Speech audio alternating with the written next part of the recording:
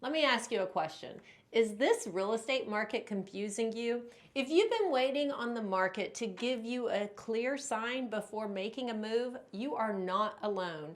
Right now, buyers are asking bigger questions before they decide to move homes, and it's no longer just about low interest rates and price. In my opinion, it's about comfort, because we are so busy in life that selling our current home to buy something different just does not fit on the plate. That is, unless your current living situation absolutely no longer works. What I'm seeing is that people aren't just making a move because they desire something different. They're making a move out of necessity. We're going to talk about this concept of desire versus necessity and how it's impacting the national real estate market and our local sales. We're also going to talk about this concept of 2026 being a reset year, and we're going to look at how January through March actually sets the pace for the real estate market. But first, let's start with the number one question I'm asked. Do people actually move to Florida because of income taxes? New York City politics and California's proposed billionaire tax, these have been part of the national headlines. But whether or not these policies actually pass isn't the point. What matters is the impacted high net worth households' ability to make the move. Most people cannot and do not pack up their lives and move just because taxes go up. Research is very clear on that. An out-of-state move is a lot more complicated than the headlines lead us to believe. These high net worth individuals typically own businesses, and these businesses have employees. Employees have families, and these families are ingrained in their communities. Packing up and moving across the country just isn't logistically feasible. But some will make this move, just not the speculated masses. Those who do make the move are more mobile, meaning they've already retired or they're nearing retirement, or maybe they own multiple homes or they're elite professionals. Taxes absolutely influence their decision at the margin of their tax return. In other words, people who are already thinking about making a move, taxes help tip the scale. And in the past few weeks, I've had numerous calls from out-of-state buyers, but they're not calling because of taxes. They're calling because they've hit a breaking point with long, cold winters. They want to give away their snow shovels and move to Florida, where they can sit poolside under the palm trees in January with a margarita in their hands. Go back to what I said earlier. People are not just moving out of a desire, they're moving out of a necessity. And when snowstorms have pummeled you for years, sunshine and year-round golf become a lifestyle and mental health necessity. This reality makes Florida's spring market very active, but here's an important note. Spring doesn't actually start until March 20th. The normal housing market for most areas starts once the snow has melted, the grass starts turning green, and the flowers are blooming. Here in Florida, we get a jump start. And the first 60 to 90 days of the year are not just for our northern friends to thaw out in the Florida sunshine. It's also a time that home buyers and sellers get a good gauge on the market. Are we heading for a buyer's market, a seller's market? What will prices do, and where will interest rates end up?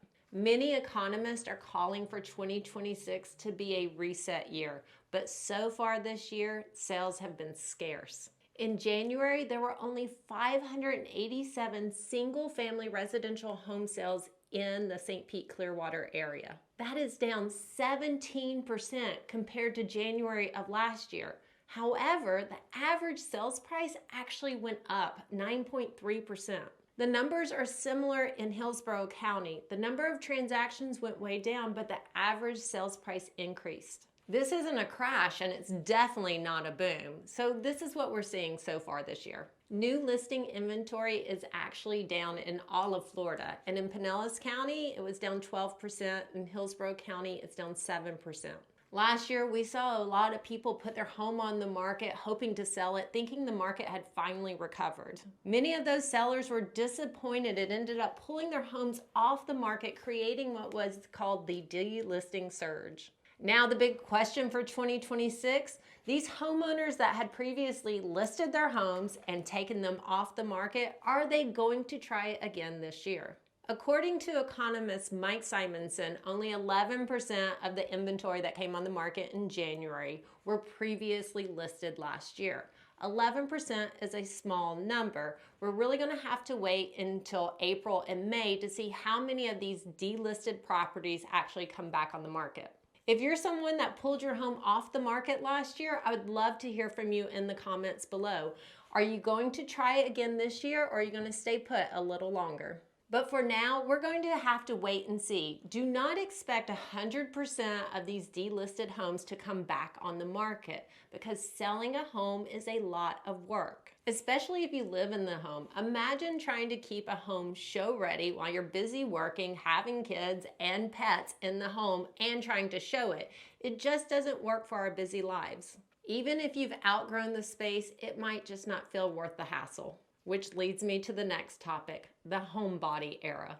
The impact of the pandemic are far-reaching, and we're starting to see it in unique ways. One concept is this homebody era. So during the pandemic, many of us became homebodies, and even though that was a couple of years ago, we still haven't broken free from the comforts of our sofa. This has also caused the average tenure of homeownership to double since 2005. Now people stay in their homes on average of 12 years. And I'm a perfect example of this. I bought my home in 2017. I thought I'd live here 2 or 3 years. Now I look back and it's been 9 years and I still haven't made a move. This is the longest I've ever been in one home, and I have the desire to move. I just don't have the necessity. Therefore, I stay put. This homebody era has slowed the natural resale pipeline of real estate. The entire cycle of real estate is tied to our life cycle. In a very general statement, people graduate, they get jobs, they get married, they have kids, they work, play, and retire. Or in other words, they buy a starter home, they buy a move-up home, they buy a home once their kids move out and move off, and then they buy a retirement home. On average, Americans will own 3 to 5 homes in their lifetime. But when one area of this cycle is disrupted, it impacts the entire pipeline. Knowing this, let's look at the starter home market. If you're a first-time home buyer looking to purchase your first home here in Tampa Bay, I'm going to break it to you. You have a rough ride ahead of you.